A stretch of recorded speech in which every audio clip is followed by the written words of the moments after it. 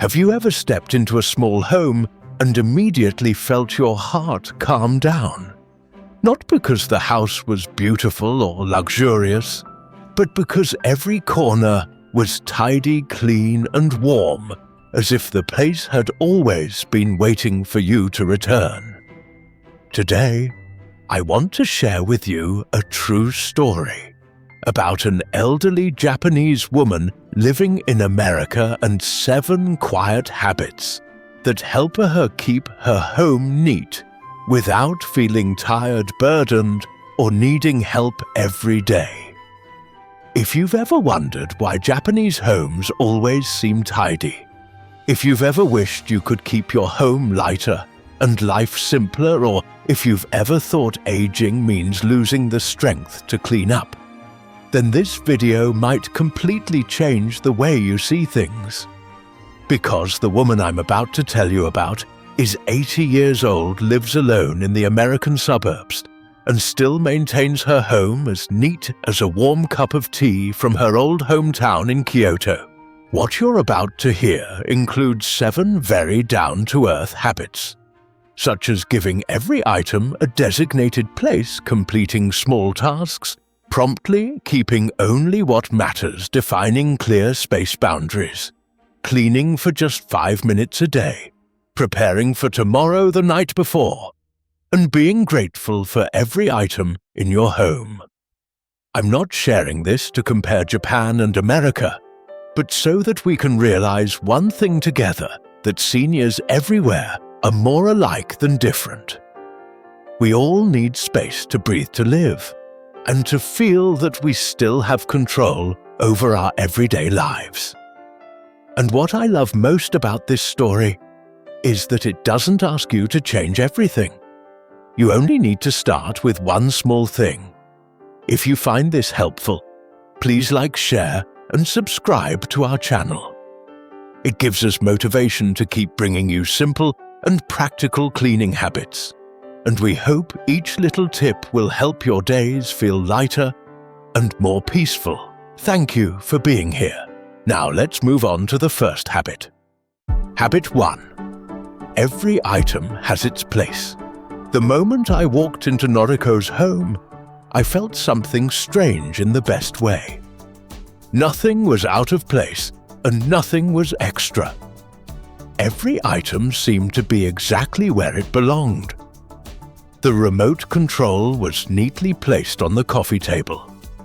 Her slippers pointed toward the door, and the towel was folded and centered perfectly on the shelf.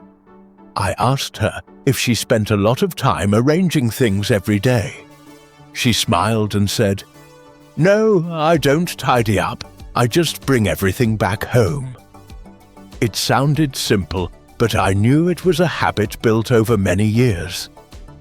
I thought of myself, how often I'd set a cup on the windowsill, throw a coat over a chair, and later search the whole house because I couldn't remember where I left things. Small actions repeated daily create clutter. But Noriko was different. She never allowed anything to wander. Every item she used had a place to return to. She said, just like people, things need a place to belong. I began thinking about my own home, where the remote could be in 3 different places, where the keys sometimes ended up in the kitchen, sometimes in an old coat, and where I once spent an entire morning looking for one medical paper. She didn't say anything profound, but by simply living her quiet way, I realized a tidy home begins with clarity in every small action. When every item has a place, the home isn't chaotic, and neither are we. I tried this myself, starting with placing the remote back in the same spot after each use. Just that one small action made my mind feel lighter. No more searching, no more forgetting, no more frustration. I understood then that being organized doesn't come from constant cleaning, but from not letting things go astray in the first place. Habit 2. If it takes less than a minute, do it now. While we were talking, I saw Noriko stand up to pour some more tea, and before sitting down again, she picked up a cloth and wiped the table. Just one small drop of tea, but she didn't let it sit there for more than a few seconds. I asked her why she didn't just wait and clean everything later. She said if something takes less than a minute, it's best to do it right away. She didn't say that as a rule, but as something deeply ingrained in her daily life. I remembered myself how many times I saw a dirty cup, but left it there thinking I'd wash it later. Then the cup stayed there all day, then another one, and soon it became a pile. Small tasks, when delayed, build an invisible pressure. She said I don't like having unfinished things in my home. I do, each one gently finish it and move on. Not just to keep the house clean, but to keep my mind clear.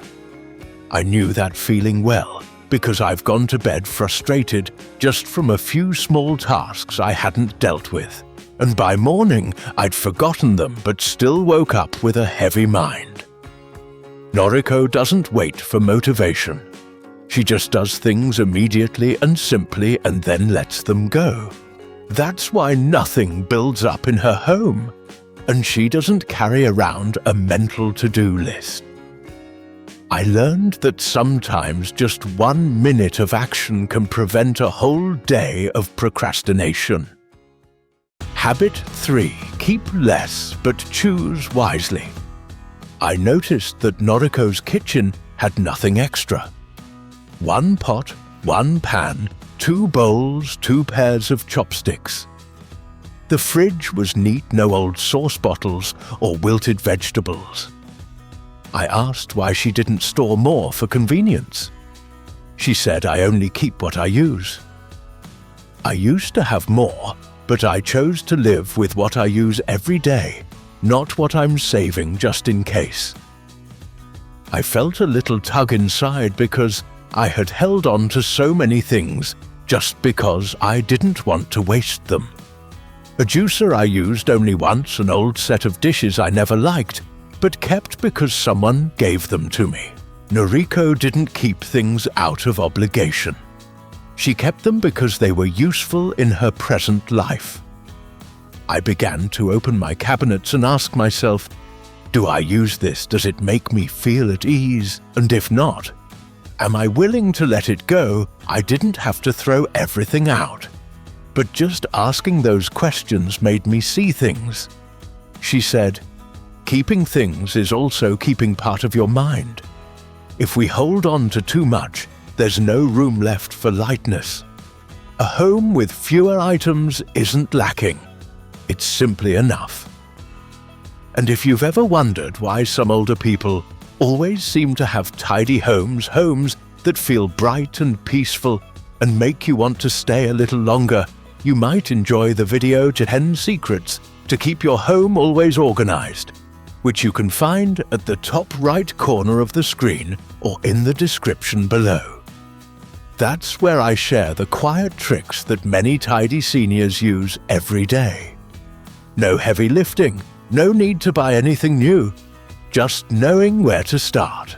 And you may be surprised to see that sometimes one small change is enough to calm both your home and your mind. Now, I want to tell you about another gentle thing I learned during those quiet evenings in her home. A simple habit that helps Noriko end each day with peace and order. Habit 4. 5 minutes each night before bed. That evening, after we finished our tea, I was about to say goodbye when Noriko asked me to wait a moment while she tidied up the kitchen. I thought it would take a while, but no, she took exactly 5 minutes. She put the tray of snacks back into the cupboard, washed 2 teacups, and set them on the rack, wiped the table, and straightened 2 chairs.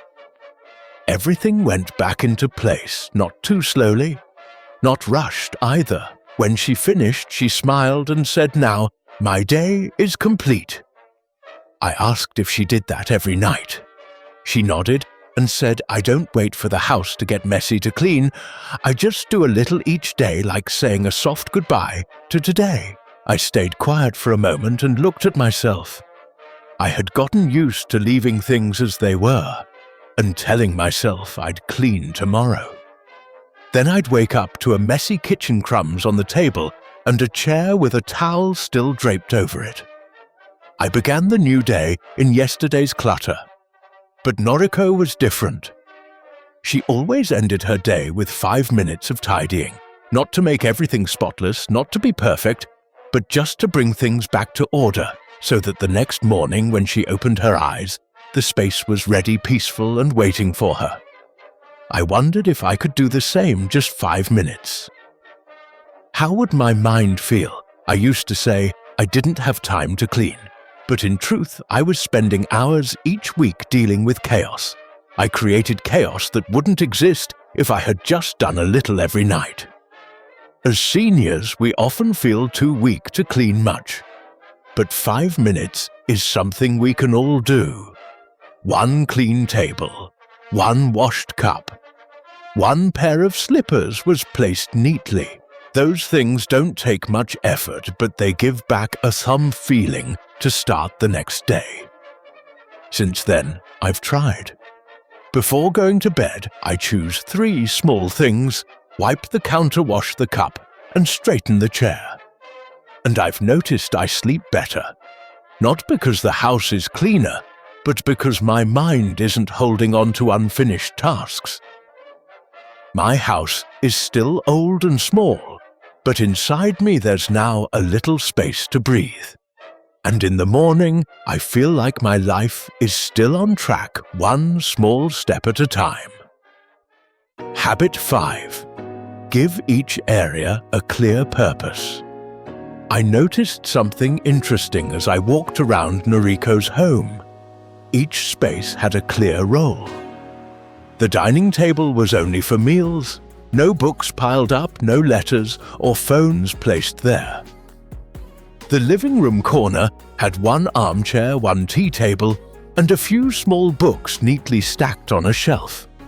Nothing extra, nothing out of place. I asked her why she didn't add another chair for guests or a small cabinet to store more things. She said, because I don't want to mix everything. Eating is eating, reading is reading, resting is resting.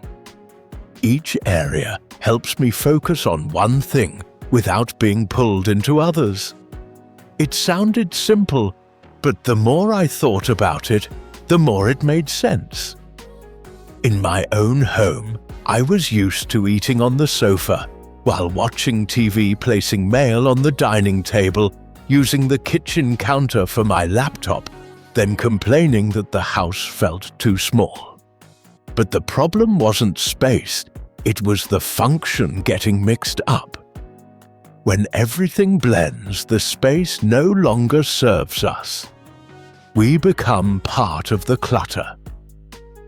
Noriko didn't work in her living room, didn't read in the kitchen, and never slept on the couch. She said our bodies need to be reminded this is where we rest, this is where we eat, this is where we sit in peace.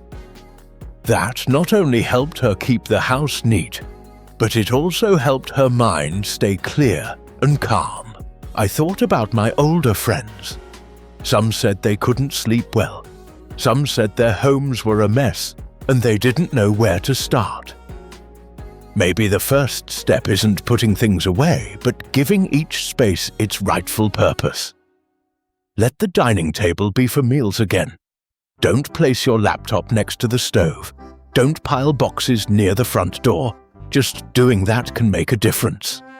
I tried, and when the space was arranged by purpose, the day felt smoother too. My home didn't get bigger, but it started to feel like enough.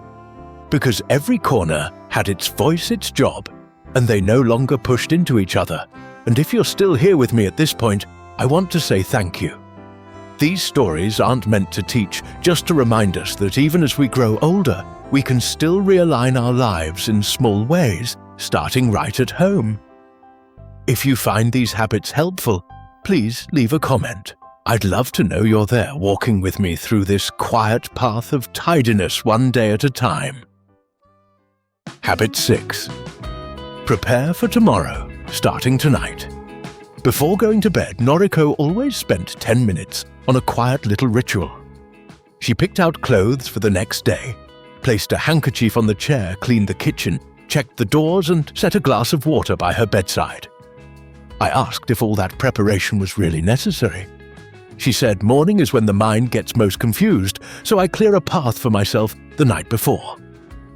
Hearing that made me feel embarrassed because there were mornings when I tore through my closet looking for clothes, looking for keys, and spent the whole day chasing after that rush. She wasn't rushing and she wasn't lazy. She just lived with structure. And that didn't make her tired. It helped her stay rested. I started doing the same, beginning with a water bottle and folding my shirt in the evening. That feeling of waking up without having to ask what to wear, but just stepping into the day with everything ready was truly comforting. Not because I did more, but because I had fewer little decisions to make. Noriko taught me that preparation is a form of self-care, and people like us growing older should live with intention even in the smallest things. Habit 7. Be grateful for every item. After our last cup of tea, I saw Noriko wash the cup, dry it, and before placing it back on the shelf, she pressed her hands together gently. I asked what she was doing. She said thanking the cup for serving me today. That simple answer stopped me. In her home, every item was cared for, not because it was expensive, but because she lived with gratitude for even the smallest things. She said I once lived with very little, so I learned to appreciate, not hoard. Only keep what I use and always thank those things. I thought about my own home, how many items I've kept out of guilt, out of fear I might need them later, or because it felt wasteful to let them go. But I had never thanked a single thing. She did every time before putting it down.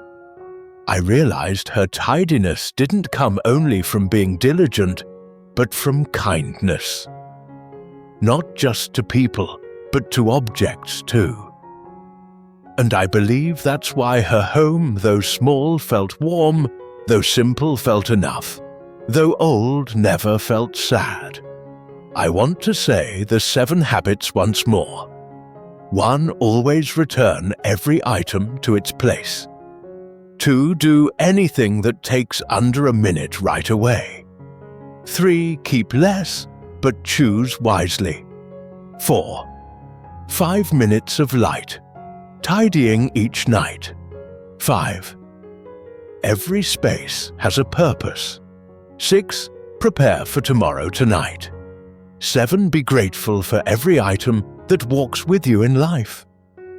These 7 things don't require strength, don't require money. Only a small shift in how we live.